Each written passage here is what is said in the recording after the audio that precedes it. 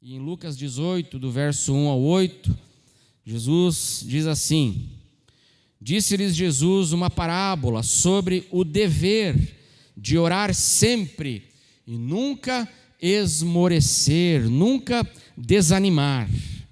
Havia em certa cidade um juiz que não temia a Deus, nem respeitava homem algum. Havia também naquela mesma cidade uma viúva que vinha ter com ele dizendo: julga a minha causa contra o meu adversário. Ele, por algum tempo, não a quis atender, mas depois disse consigo: bem que eu não temo a Deus, nem respeito a homem algum, todavia, como esta viúva me importuna, julgarei a sua causa, para não suceder que, por fim, venha a molestar-me. E é curiosa essa palavra molestar-me no original. Ela, dizem os teólogos, que significa literalmente me deixar com o olho roxo. Vai que essa viúva perde a cabeça e me bate, diz o juiz aqui, né? Venha a molestar-me. Verso 6. Então disse o Senhor. Agora Jesus faz a aplicação disso para nós, para os seus seguidores, para os seus discípulos. Considerai no que diz este juiz iníquo. Não fará Deus justiça aos seus escolhidos, que a Ele clamam dia e noite, embora pareça demorado em defendê-los? Vamos ler juntos o verso 8? Vamos ler juntos? Digo-vos...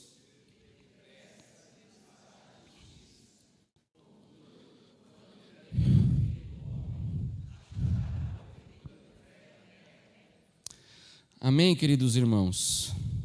Jesus aqui, ele fala, ele conta para os seus discípulos uma parábola sobre o dever de orarmos sempre e não esmorecermos, não desanimarmos. Jesus não conta uma parábola sobre o desejo de orar sempre, mas sobre o dever de orar sempre. Sobre o compromisso de orarmos sempre, de sempre e continuamente e sempre continuar buscando a Deus nas nossas vidas, porque orar é buscar a Deus, a orientação de Deus, o socorro de Deus. Orar é reconhecer que sozinho eu não posso, mas que eu preciso da graça de Deus na minha vida. Eu tenho força, mas a minha força não é suficiente. Eu tenho capacidades, mas as minhas capacidades sozinhas não são suficientes. Orar é reconhecer a nossa necessidade da graça, da ajuda, do socorro de Deus. E aqui Jesus fala sobre essa parábola, então, sobre o dever, não o desejo. Sabe por quê, irmãos? Porque muitas vezes nós não vamos ter o desejo. Não é verdade? Muitas vezes nas nossas vidas nós não vamos ter o desejo de orar. E o desejo de orar pode desaparecer. O que não pode desaparecer nas nossas vidas? O compromisso. Nós não podemos deixar, nós não podemos ser dirigidos pelos nossos sentimentos. Por quando dá vontade eu faço, quando eu tenho desejo eu faço, quando eu não tenho desejo eu não faço. A nossa vida não pode ser dirigida por sentimentos. A nossa vida tem que ser dirigida pelos compromissos, pelos deveres que nós assumimos. Isso tem que dirigir a nossa vida. E é disso que Jesus está falando aqui nessa parábola. O desejo ou o sentimento, às vezes ele desaparece. Mas conquanto eu não tenha o desejo, eu tenho que ter o compromisso.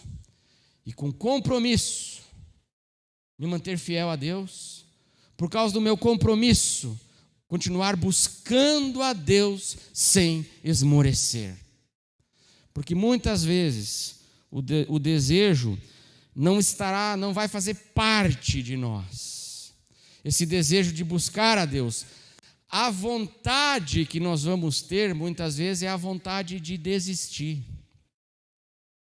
O desejo que vai estar dentro da gente é o desejo de desistir. Mas eu não ando dirigido pelos meus desejos, eu ando dirigido pela minha fé. E eu ando dirigido por aquilo que eu me comprometi diante de Deus a cumprir na minha vida. Por isso que Jesus fala aqui, e eu acho muito curioso isso, Jesus conta uma parábola sobre o dever de orar. Não é curioso, irmão? Você não acha curioso isso? Jesus não fala sobre o desejo.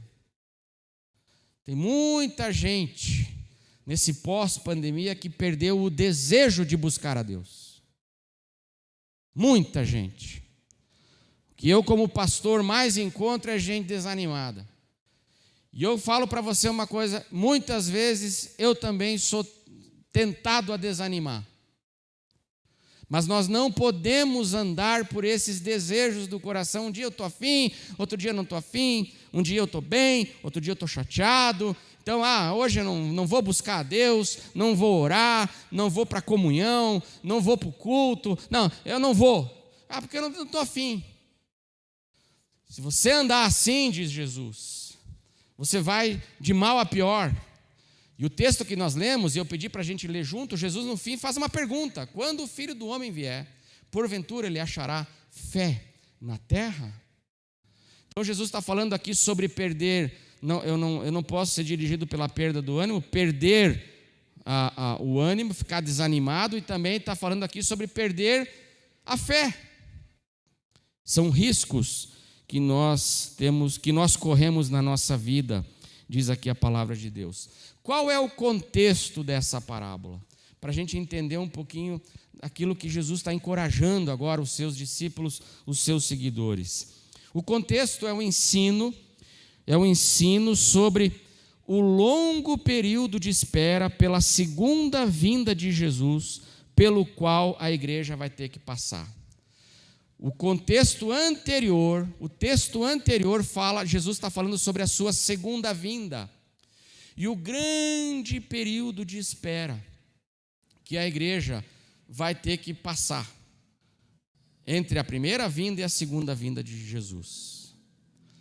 E esse período de espera, Jesus diz, ele vai ser longo, mas ele não vai ser só longo, ele vai ser o que também?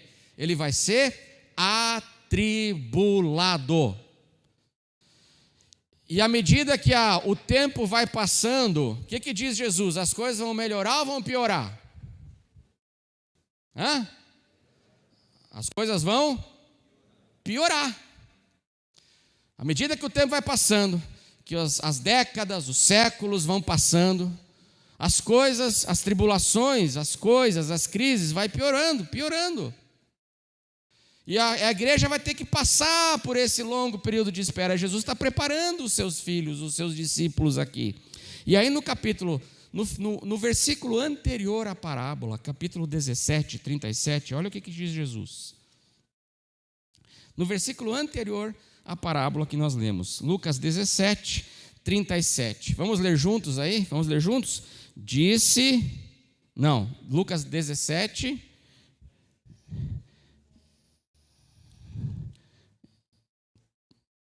37. Isso. Vamos ler juntos? Então,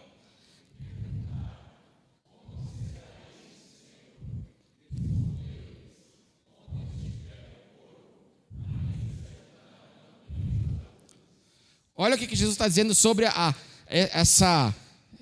esse longo período da história humana entre a sua primeira vinda e a segunda vinda. E Jesus vai estar falando assim, olha, vai acontecer um processo de apodrecimento. Jesus termina dizendo assim, olha, onde tiverem os corpos, os cadáveres, se ajuntarão os abutres. É um processo de decomposição da sociedade, de apodrecimento. A sociedade, as estruturas, os valores vão entrar nesse processo, diz Jesus, de apodrecimento das coisas. O mundo vai ficar um mundo assim, cheio esse estado de decomposição, de corrupção. E aí Jesus diz, nesse contexto, ele diz isso, e aí ele fala, disse-lhes Jesus uma parábola sobre o dever de orar sempre, sem nunca esmorecer. É nesse contexto que Jesus então encoraja e diz assim, olha, a espera vai ser longa. Nessa espera, o mundo vai ser conturbado. E a sociedade humana vai viver sempre nesse processo de um apodrecimento, que vai piorando e piorando a corrupção humana, o apodrecimento dos valores e das relações, esse apodrecimento. E aí ele diz assim para a igreja, cuidado, porque no meio disso tudo pode acontecer o que com vocês? Vocês podem esmorecer. E aí ele contou uma parábola sobre o dever da gente orar sempre, ficarmos firmes na nossa busca de Deus, no meio dessas realidades, e não nos deixarmos desanimar por nada disso. Jesus sabia que nesse longo e conturbado período de espera, os seus discípulos, eu e você, nós corríamos o risco de desanimar e de esfriar. Quais são os fatores que Jesus cita aqui, por exemplo, que podem fazer a gente ficar profundamente desanimado da nossa fé, da nossa busca de Deus, da nossa perseverança, na nossa vida de oração, de fidelidade a Deus? Quais são os fatores, alguns fatores que Jesus cita aqui? Por exemplo, nesse período longo e conturbado, nós podemos passar por perdas. Perdas. Jesus contou a história de uma viúva. Quem é a viúva? Quem é a viúva? O que é uma viúva? Viúva é uma pessoa que perdeu alguém, não é verdade? A viúva é uma pessoa que perdeu alguém. E Jesus está dizendo aqui, uma viúva, uma pessoa que perdeu, e nesse longo período, conturbado período, às vezes, nós vamos lidar e ter que conviver com essa realidade de perdas dolorosas. E isso pode, sim, afetar profundamente a nossa vida com Deus. Por isso que Jesus fala, o dever de orar sempre. O que mais que pode afetar a nossa vida, levar a nossa vida ao desânimo aqui? Que tipo de experiência? Uma outra experiência é a experiência da injustiça, que a gente vê todo dia. Nessa sociedade apodrecendo, nós estamos vendo todos os dias injustiças. Jesus fala de um juiz iníquo. É um homem ímpio, um homem maligno. Esse homem está bem ou está mal na parábola? Está bem. O iníquo está bem. O iníquo tem poder. O iníquo tem dinheiro. O iníquo tem influência. O iníquo manda no pedaço. E ele é ímpio. E aí? E o pobre, a viúva, aquela que está precisando ter sua causa julgada, não recebe a justiça que ela deveria receber ali. Você percebe? Nessa vida, nós vamos lidar com injustiças. Por que o ímpio prospera? Você já perguntou isso ou não? Domingo passado, lá no dia da eleição, você perguntou isso? Não? Por que essas pessoas aqui, né, se dão bem, outros se dão mal? Você perguntou isso daí ou não? Quanta gente teve a fé abalada domingo passado, não quero nem saber, né? Porque a minha continua em pé, porque Deus é o Senhor dos senhores, amém? Mas, realidade de injustiças.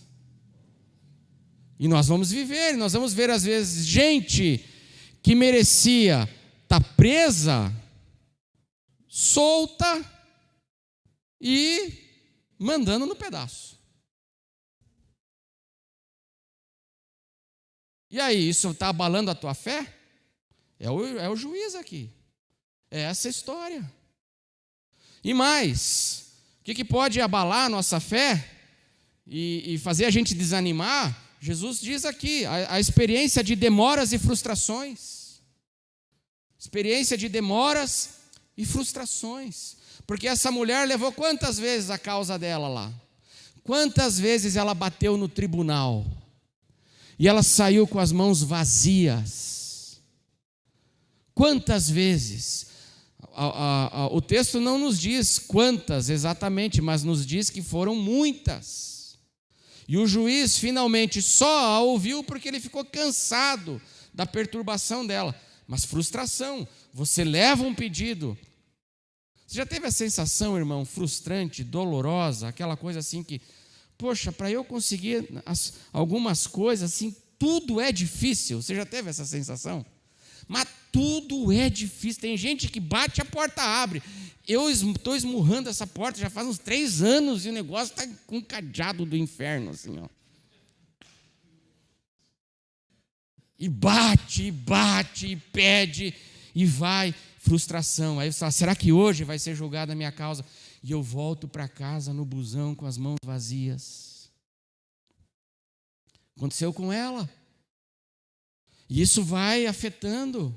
São realidades que Jesus vai colocando aqui nesse longo período de espera que nós temos que viver. E aqui, Jesus, ele encoraja então os seus discípulos dizendo, olha, eu sei que vocês vão estar expostos a tudo isso, mas eu quero dizer uma coisa, vocês têm um dever, vocês têm um compromisso, vocês têm uma responsabilidade. Qual é? Não se deixem vencer pelo desânimo, mas sempre tenham diante de vocês esse compromisso de orar, de não desistir e de buscar a Deus na vida de vocês. Sempre esse dever. Quem me segue tem esse dever, diz Jesus. O dever de orar sempre e de buscar a Deus sempre, sem esmorecer. Por que, Jesus? E aí eu encerro. Jesus, ele nos dá 3 razões aqui, para nos motivar do porquê a gente deve viver assim. Em primeiro lugar, é porque o nosso Deus, ele é completamente diferente desse juiz. Amém, irmãos? Nós temos que permanecer com o nosso compromisso de buscar a Deus sempre, porque o nosso Deus é completamente diferente desse juiz. Nessa parábola, Jesus não está comparando Deus e o juiz. Jesus está contrastando Deus e o juiz.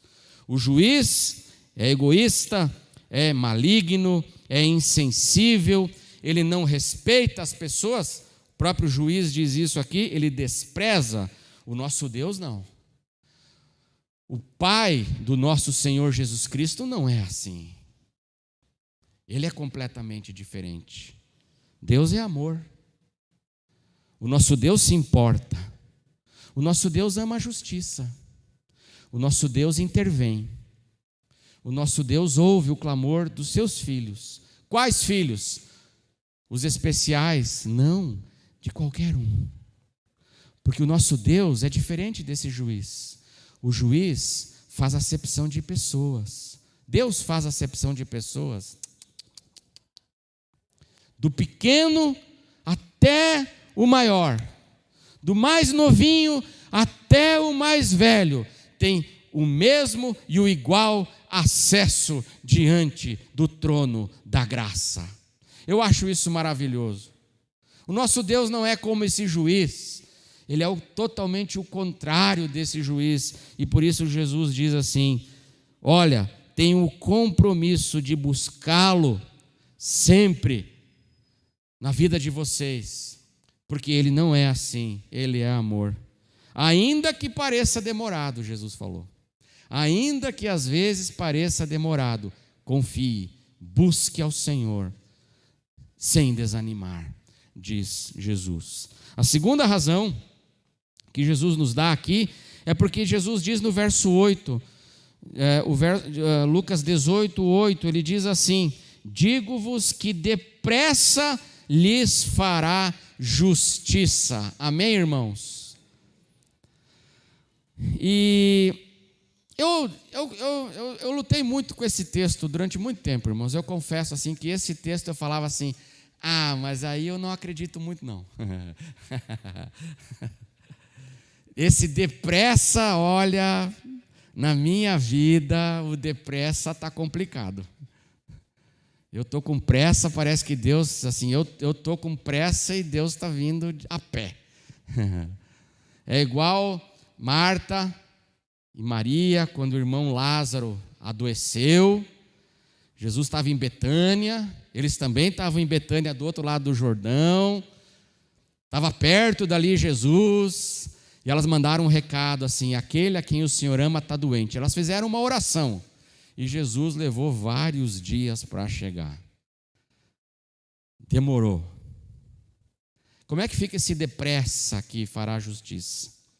Primeira coisa, irmãos, que a gente precisa entender é que Jesus não diz aqui, e eu acho essa promessa dele maravilhosa. Jesus, ele não diz aqui que ele depressa vai satisfazer o que eu desejo. Ele diz assim, depressa lhes fará justiça. O que é a justiça? Justiça é a coisa certa. Justiça é a coisa mais apropriada. Justiça é aquilo que é o caminho melhor. Justiça é o bem maior dentro de uma situação. Isso é a justiça. Quando Jesus diz aqui que depressa lhes fará justiça, ele está dizendo assim, que Deus, ore e confie sempre, porque Deus vai fazer aquilo que for o melhor para a tua vida. Porque justiça é a coisa certa, justiça é o melhor.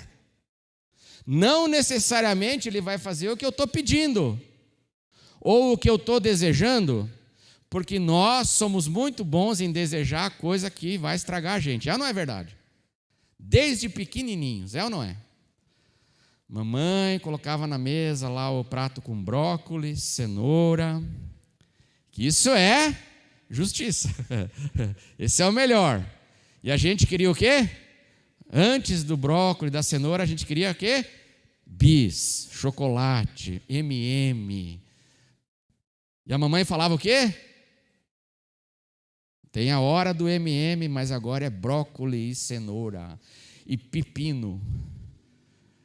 Porque isso vai ser bom para você. Ela falava assim, você vai crescer forte, crescer mesmo, gordo, vai crescer. E eu falava assim, mas eu não quero crescer. Eu quero M&M. Mas isso é justiça. E esse depressa aqui, na parábola também, alguns teólogos dizem, irmãos, que ela tem a conotação assim de repente. Esse depressa tem a conotação de repente ele intervém. E de repente o Senhor faz aquilo que é o melhor para nós. E nos conduz. Amém? Essa é a ideia. Porque o texto aqui, como eu já falei, é o sermão escatológico de Jesus. Jesus está falando sobre a sua segunda vinda e esse período longo de espera. E aí coisas que ele fala sobre a segunda vinda é assim, ele fala assim, vai vir como o ladrão de noite, ou seja, é de repente. 2 estarão no campo arando, um será tomado, o outro vai ficar. É como um relâmpago. O relâmpago o quê? É de repente. Um relâmpago que sai do Oriente e se mostra no Ocidente. É sempre essa ideia de quando Jesus está dizendo assim, olha, o período vai ser longo, mas quando eu voltar, vai ser num piscar num abrir e fechar de olhos. Vai ser assim, ó. E aí Jesus diz, e presta atenção, meus filhos, quando vocês estiverem passando por esse período longo de espera, vocês vão ser tentados a desanimar, mas não desanima. Persevera em oração. O teu dever de orar sempre e buscar sempre a Deus. Sabe por quê? Porque de repente, assim como vai ser com a minha volta, de repente, Deus vem na nossa vida e Ele faz aquilo que é melhor para nós e nos conduz. Ele nos fará justiça. Essa é a promessa de Jesus. De repente, não é verdade? Esse não é o nosso testemunho, irmãos. Às vezes a gente está ali numa luta, e de repente não muda as coisas. De repente a porta abre. De repente alguém liga. De repente chega a notícia boa. De repente chega uma direção. É o Senhor nos abençoando e agindo nas nossas vidas. E finalmente, terceira razão para que nós tenhamos esse dever de orar sempre é para que você não esfrie na fé, irmão. Para que você não esfrie na fé. Verso 8, Jesus termina a parábola com uma pergunta. Contudo, quando vier o Filho do Homem, quando o Filho do Homem finalmente chegar, de repente acontecer, e ele voltar, achará, porventura, fé na terra? E nós precisamos manter, meus irmãos, o nosso compromisso para nós não esfriarmos na fé. Jesus está aqui entre nós hoje. Quando Jesus olha para o teu coração, o que Ele está achando hoje no teu coração? Porventura Ele achará em você a confiança que descansa na direção de Deus? O que o Senhor está achando hoje no teu coração? Entrega isso para Ele. Cumpra com esse teu compromisso de hoje, orar e entregar tudo aquilo que está no teu coração hoje para o Senhor. Porque esse é o encorajamento que Jesus nos dá aqui. Muita gente hoje esfriando na fé. Tem muita gente que não está mais andando pela fé, mas está andando pelos seus sentimentos. E os sentimentos não são uma bússola segura, irmãos, para nós orientarmos a nossa vida. Nós temos que orientar a nossa vida pelos nossos deveres, pelos nossos compromissos e pela nossa fé. Muita gente esfriando. Fé, o que é fé? Fé são convicções.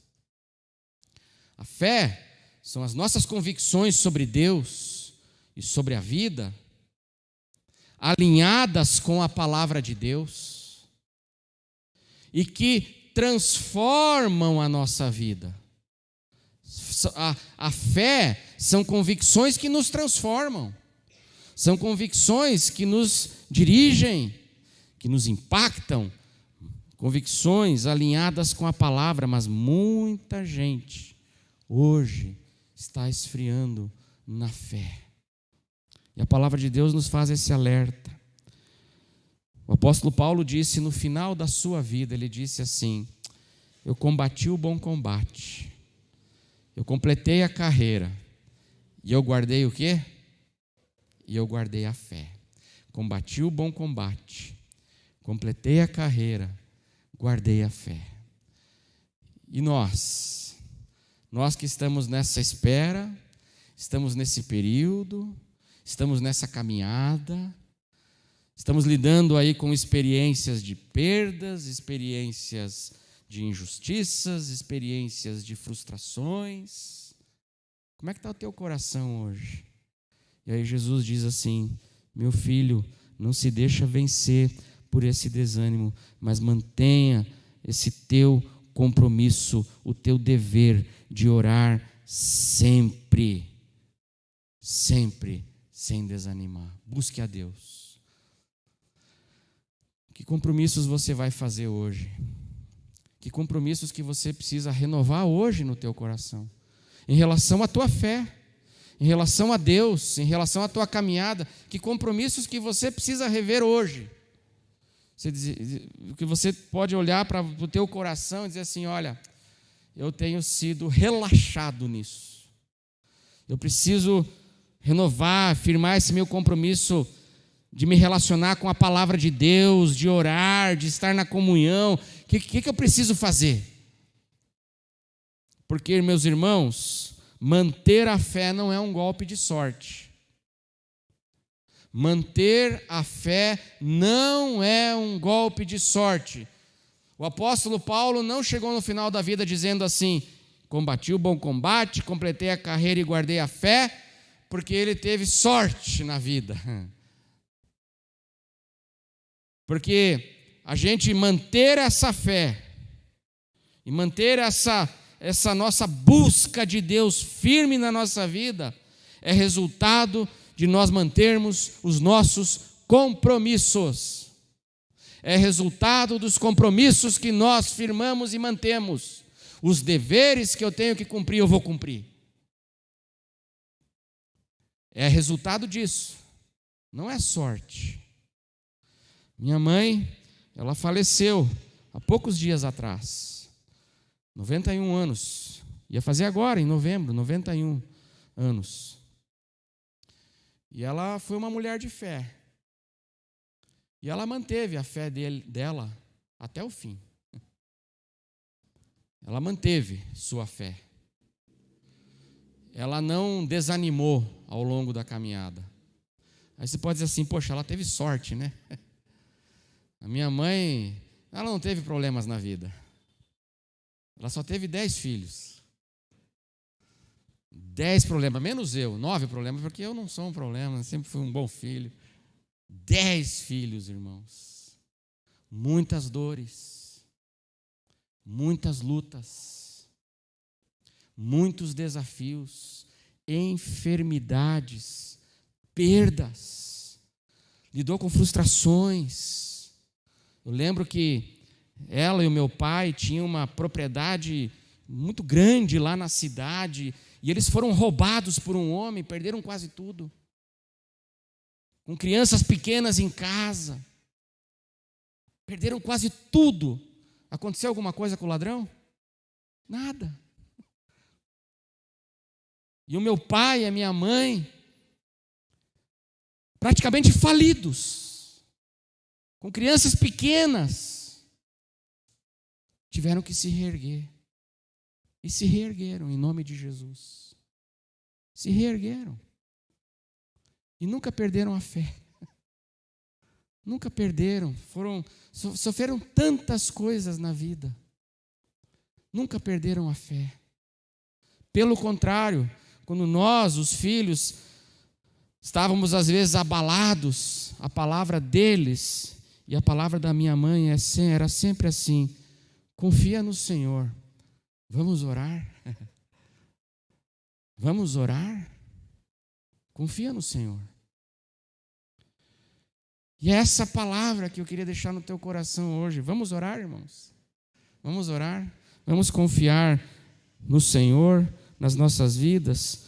Então, a gente mantém isso, irmãos. Não é golpe de sorte. Não é golpe de sorte. Isso aí é resultado da gente manter os nossos compromissos com o Evangelho. Não é sentimento. Você muitas vezes não vai ter desejo de orar, de buscar a Deus, de louvar, de servir. Você não vai ter o desejo, pois que o desejo não esteja lá, mas o que você não pode perder é o seu compromisso, seu senso de dever. Porque assim a gente mantém a nossa caminhada até o fim. E quando o Senhor vier de repente, Ele vai nos achar preparados. E nós vamos poder ouvir dele: servo bom e fiel, entra no descanso do teu Senhor. Amém, irmãos? Então nós vamos orar também. Nesse momento nós vamos ministrar a ceia do Senhor. Nosso Deus e nosso Pai, o Senhor conhece o coração de cada irmão, cada amigo aqui hoje. Senhor, hoje nós queremos renovar o nosso dever, Senhor, o nosso compromisso, essa nossa responsabilidade, que é nossa, de sempre e continuamente continuar buscando a Tua face nas nossas vidas, Pai. Em meio a esse mundo em que nós vivemos, a história que muitas vezes, Senhor, se corrompe, a sociedade, Senhor, Mas nós queremos, Senhor, hoje renovar o nosso compromisso com gratidão, porque o Senhor fez uma aliança eterna, inquebrável. O Senhor fez um pacto no seu próprio sangue conosco. E hoje nós queremos renovar, Senhor, esse nosso compromisso muito limitado, mas é o nosso compromisso contigo, Jesus, em meio a todas as realidades da vida, porque nós reconhecemos que o Senhor é bom, que a tua misericórdia, ela dura para sempre e ela tem se manifestado nas nossas vidas, Senhor. Nós não estamos desamparados, como aquela viúva, Senhor, que achava que estava desamparada. Nós não estamos desamparados, porque nós temos a Ti, Senhor. Nós somos os Teus eleitos, somos o Teu povo escolhido. O Senhor pagou um alto preço por nós, um preço altíssimo, porque nós temos valor para o Senhor. Sabemos que o Senhor vai cuidar de nós. Abençoa o teu povo, abençoa a tua igreja, Senhor, nessa semana que começa. Que nós possamos ser esse povo, Senhor, esse povo que vive, Senhor, na base desses compromissos sérios contigo diante do Senhor. Abençoa a tua igreja e que a graça do Senhor Jesus, que o amor de Deus o Pai e que a comunhão do Espírito Santo esteja sobre cada um de vós, desde agora e para sempre, em nome de Jesus. Amém.